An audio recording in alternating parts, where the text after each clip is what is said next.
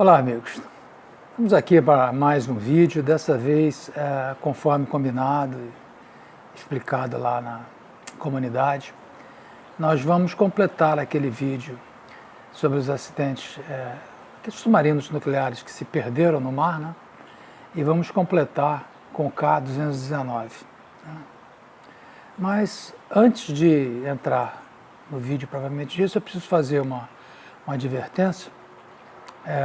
Eu vou colocar aí essa advertência tanto em português como em inglês, porque, eu vou ler aqui agora, embora não seja uma tradução literal, esse vídeo vai seguir a cadeia de eventos que levaram ao acidente do K-219, e tal qual foi relatada pelo Aaron Amick no seu canal Subbrief, né, no YouTube. É um canal que eu sigo muito, tenho bastante contato com ele, troco correspondência.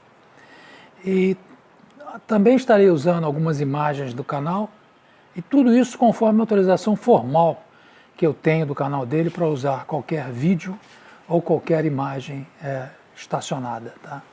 Então, essa advertência se faz necessária, porque eventualmente alguém pode encontrar, ir ao canal, e que eu vou inclusive deixar o link na descrição, e achar que eu estou copiando. Não, eu estou seguindo a mesma sequência do Aaron Amick, porque é uma sequência lógica, bem encadeada, e eu estou seguindo essa sequência para...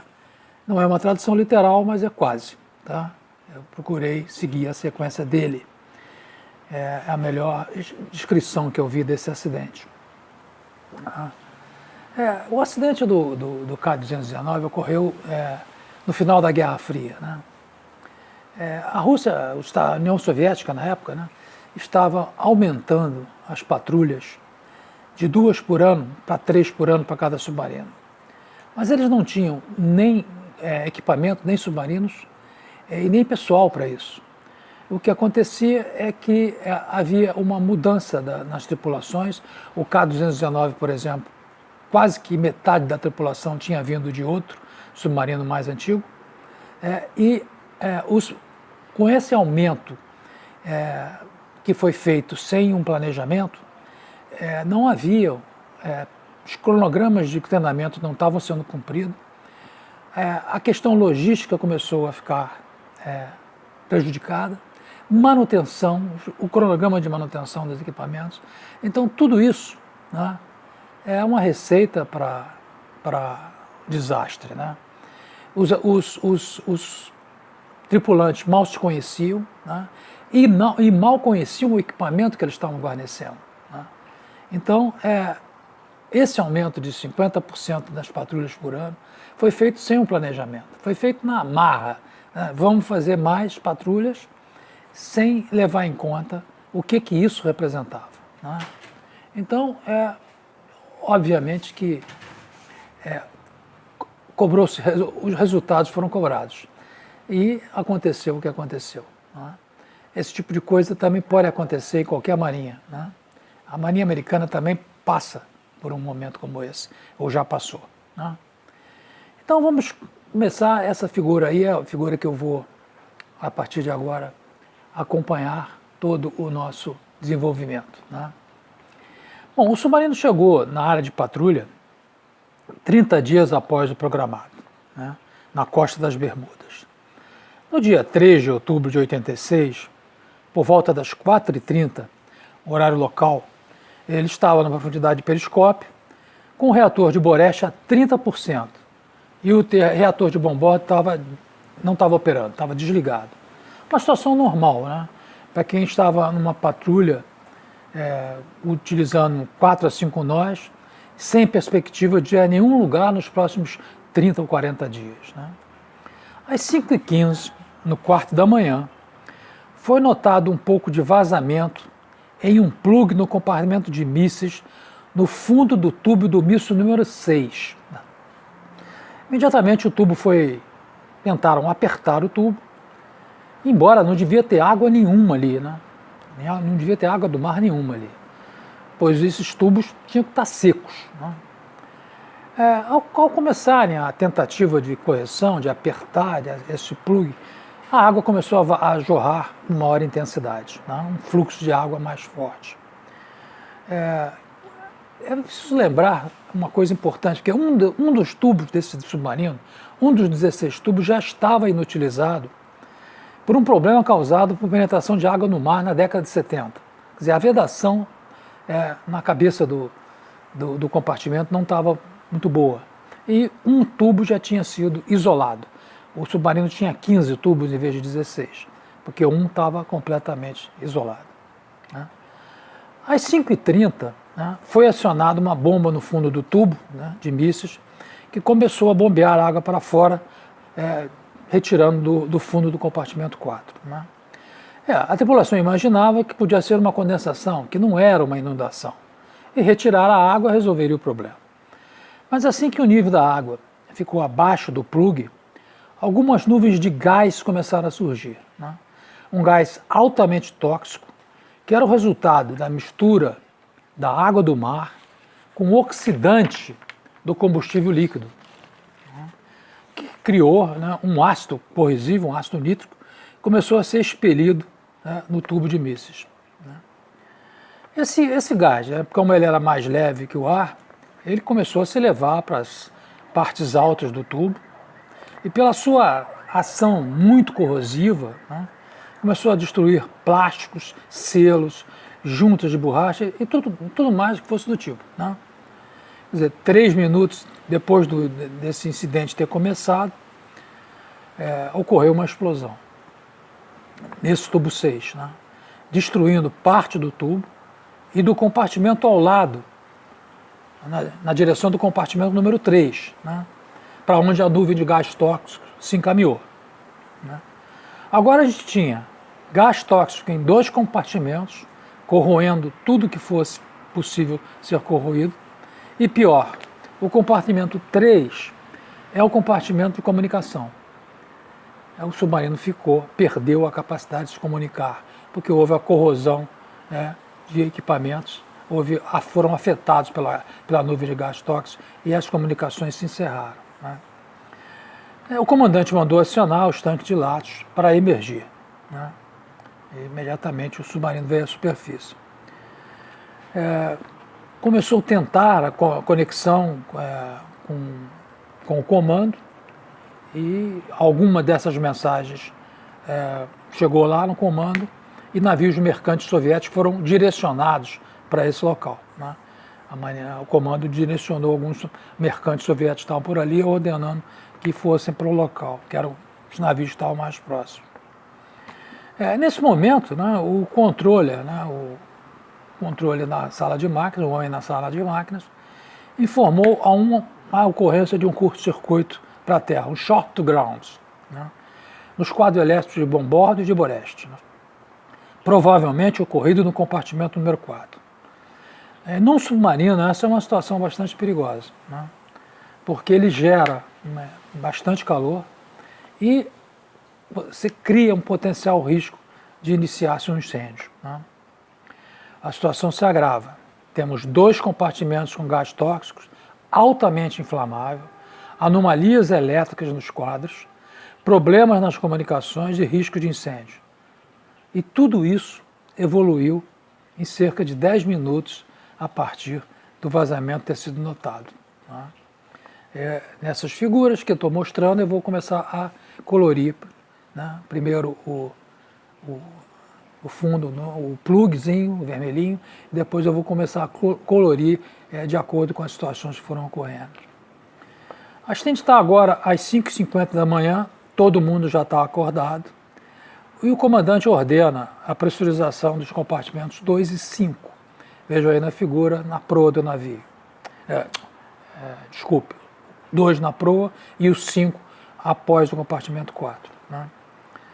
O compartimento 5 é a segunda parte do compartimento de mísseis. Né? Então, o comandante ordena a pressurização desses compartimentos com pressão atmosférica para fazer um selo com a intenção de evitar que o gás tóxico se mova para os outros compartimentos do navio. Eu marquei aí com uma barrinha verde separando, né, a parte que estava contaminada com gás. Então estabeleceu-se uma barreira de ar, ao mesmo tempo que as portas estanques e a ventilação do navio foi isolada para evitar que se passasse para outros compartimentos. Enquanto isso acontece, né, os selos de borracha estão sendo literalmente derretidos, né, estão virando uma massa pastosa. Né. E aquelas marinheiros que evacuaram do compartimento 4, relatavam que existia, após a explosão, cerca de 4,5 toneladas de água no fundo. Né? Ou seja, muita água, e como tinha muito oxidante também dos mísseis, eles estavam ainda se recombinando e produzindo mais gás tóxico. Né? Vocês vejam aí, eu botei uma cor azul aí na imagem, né? Aí no fundo. Né? Nesse momento, o imediato decide ir à ponte para ter uma posição, uma situação, né, de como é que estavam, o que estava acontecendo, para ter uma melhor ideia da situação. Né. Pois aqueles que estavam saindo do compartimento 4, eles contavam uma narrativa terrível, né, da situação depois da explosão. O que ele observou e relatou ao comandante é que onde deveria existir uma escotilha, né, dos tubos de mísseis, vocês podem ver na figura, na parte inferior esquerda, né, não havia tampa da escotilha. Né. Ele enxergava apenas um buraco, né, uma abertura. E pior, ele deveria ver os narizes, né, dos mísseis R-27, mas não via. Né. As wellheads, quer dizer, as cabeças, né, dos mísseis tinham sido atiradas no oceano.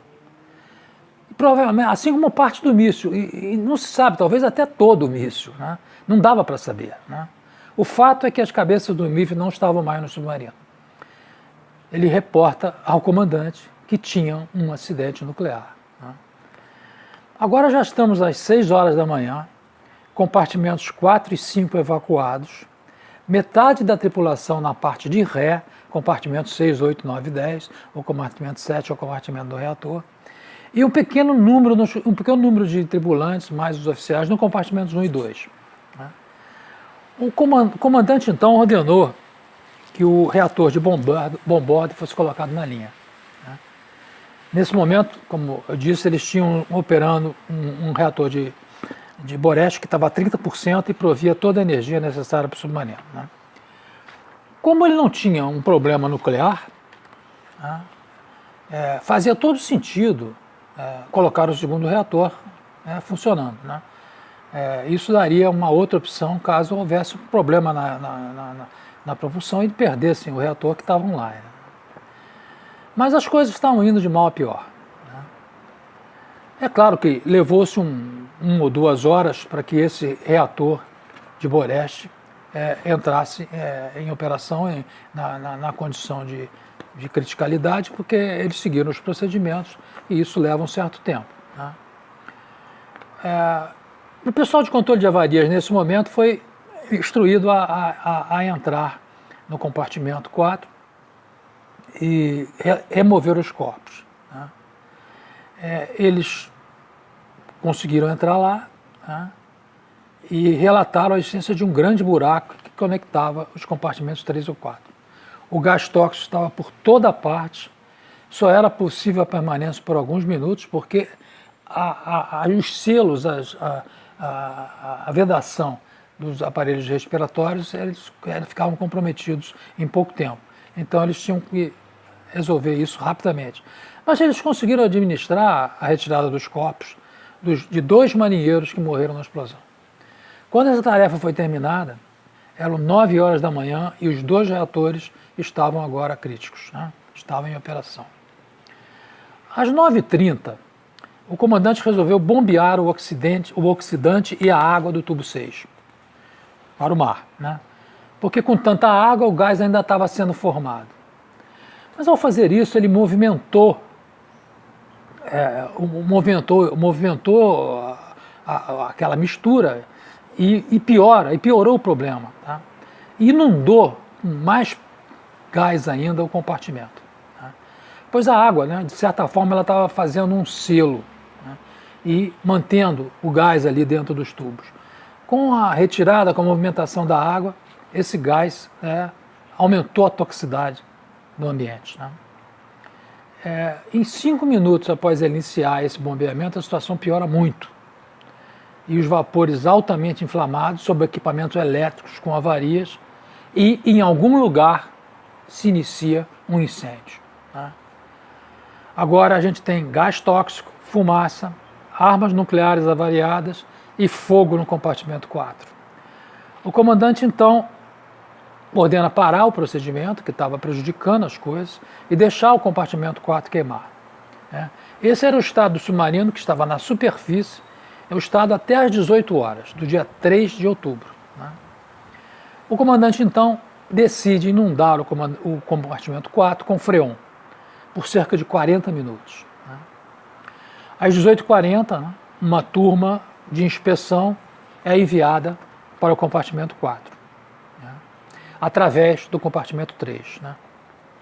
O problema disso é que toda vez que você abre portas estanques, você está espalhando um pouco, o pouco que seja, está espalhando gás tóxico para o resto do navio.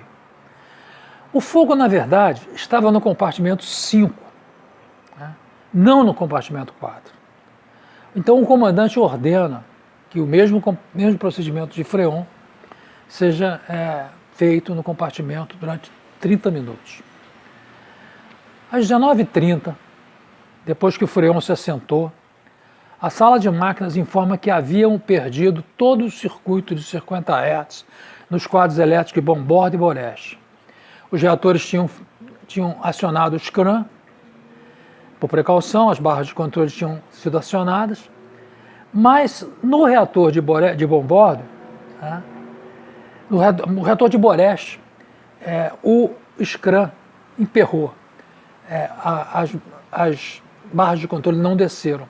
Né, e provavelmente elas foram avariadas pela alta temperatura na sala de reatores, que o fogo no compartimento 5 tinha queimado por horas sem ser notado. Né? Agora a gente tinha um problema de barra de controle emperrada, que só poderia ser resolvido se fosse atuado manualmente. Teriam que entrar no compartimento do reator para fazer isso.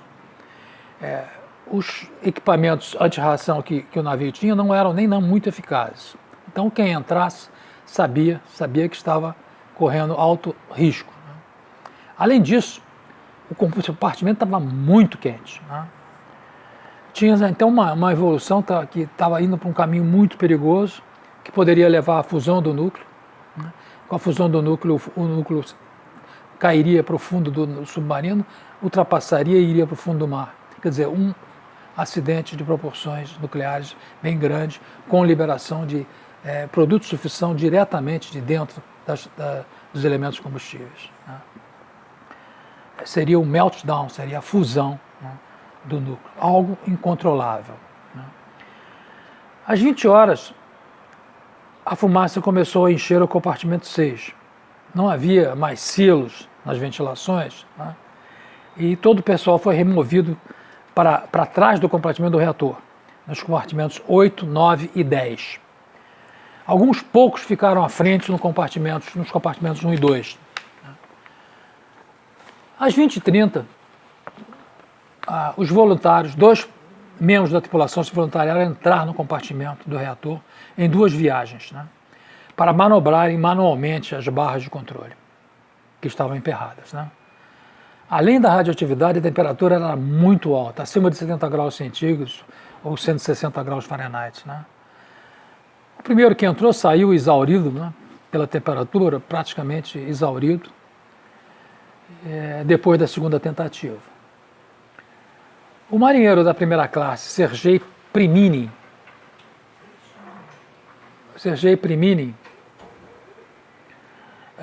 que estava nesse grupo, que é um desses voluntários, entrou uma terceira vez e conseguiu empurrar as barras de controle, cessando a radiação. Mas, cessando a radiação e o risco que corriam de fusão do núcleo. Né? Mas ao tentar sair pela escotilha do compartimento 8, né, ele não conseguiu abrir. Por quê? Com a temperatura, a pressão naquele ambiente, naquele compartimento 7, tinha aumentado muito. Estava muito alta, ele não conseguiu abrir a porta. Então ele começou a acionar uma bombinha de vácuo que tinha lá no fundo do compartimento, exatamente para isso, para diminuir a pressão no compartimento 7, para ver se ele podia conseguir abrir a porta. Mas a bomba, depois de algum tempo funcionando, ela fumaçou, ela fumegou, inundou o compartimento de fumaça. Ele não conseguiu a porta e morreu de exaustão pelo calor e de asfixia dentro do compartimento. Nesse momento, a situação já estava bastante crítica, apesar de terem controlado o risco da fusão do núcleo. Os membros da tripulação no compartimento de ré, eles sobem para o convés superior do navio, através da escotilha no compartimento 9. A cerca de 1h da manhã, eles começam a ser transferidos para o primeiro navio soviético que chegara em função das chamadas que tinham sido ouvidas. A 1h45 de 4 de outubro já, o comandante e 5 oficiais eram os únicos a bordo e, usando o rádio do navio, mais 2 navios tinham se aproximado, já eram 3 navios ao redor do submarino. Ele solicitou permissão ao alto comando naval soviético para abandonar o navio. Mas eles esperaram o dia inteiro e sem nenhuma resposta do comando naval soviético. Às 23 horas, o comandante ordena acionar o resto de ar comprimido que tinha nos tanques de lastro, tentando melhorar a flutuabilidade do navio, que já tinha recebido bastante água. No dia 5 de outubro, amanhece sem respostas do alto comando naval. Eles então começaram a rebocar o submarino, visando levá-lo de volta à União Soviética. Mas pouco a pouco, durante a noite, ele vai embarcando mais água, vai ficando mais pesado e a linha d'água vai subindo, cada vez mais na vela do submarino. O remoque se mostra uma coisa muito difícil, muito pesada e muito difícil pelo peso que o submarino já estava tendo. Às 6h30 da manhã do dia 5, o cabo finalmente rompe, não aguenta aquele peso. Estava muito pesado puxar ele com aquela água toda. A água começa a subir mais, então, chegando a um ponto crítico de flutuabilidade, o comandante autoriza abandonar o navio e os 6 oficiais restantes deixam o navio. O K-219 permanece algumas horas ainda flutuando e finalmente afunda, onde ele permanece até hoje, a 680 milhas a leste das Bermudas. Então, quais foram as causas desse acidente de propulsão nuclear, conforme eu falei no início desse vídeo? Causas que podem ocorrer até hoje, quando se tem um assodamento no cronograma de patrulhas, prejudicando manutenção, treinamento, e sem preparar a frota para um aumento da carga de patrulha. Coisas desse tipo também acontecem com a Marinha Americana e levaram a alguns acidentes e colisões na frota do Pacífico, por causa de essas condições que a gente elencou no início. Aumento de carga de patrulha, causando problemas logísticos, falta de treinamento, a falta de familiaridade e experiência com os equipamentos e a rotatividade do pessoal. Então, o acidente do K-219 é um acidente que poderia ter sido evitável. É um típico acidente que você levou o equipamento ao extremo da sua capacidade por razões de inexperiência, de falta de adestramento do pessoal. Aliado também a alguma coisa de falha na vedação dos tubos de mísseis, porque tudo se iniciou porque entrou água salgada em um dos tubos. Mas a partir daí houve alguns episódios de falta de experiência da tripulação. Então é isso, esse vídeo eu completo os 2 vídeos em que a gente tratou dos acidentes com submarinos com perdas. Estamos hoje, como eu disse no outro vídeo, em vias de a União Soviética, a Rússia, vamos dizer assim, está em vias de fazer um esforço monstruoso para resgatar todos os submarinos dela que estão no mar, porque, como a gente sabe, essa corrosão vai acontecer para esses elementos combustíveis, né? Então, existe sempre um risco desses reatores continuarem no fundo do mar. Os 3 navios que estão no Atlântico, a coisa é um pouquinho mais complicada, né? Porque eles estão a profundidades um pouco maiores. Então é isso, eu espero que tenha conseguido mostrar com essa narrativa que eu adaptei do Amic, né, do canal Subbrief, e espero que tenham gostado. Se gostaram, assinem aí o canal, aqueles que ainda não assinaram, e marquem para receber atualizações. Muito obrigado e até a próxima.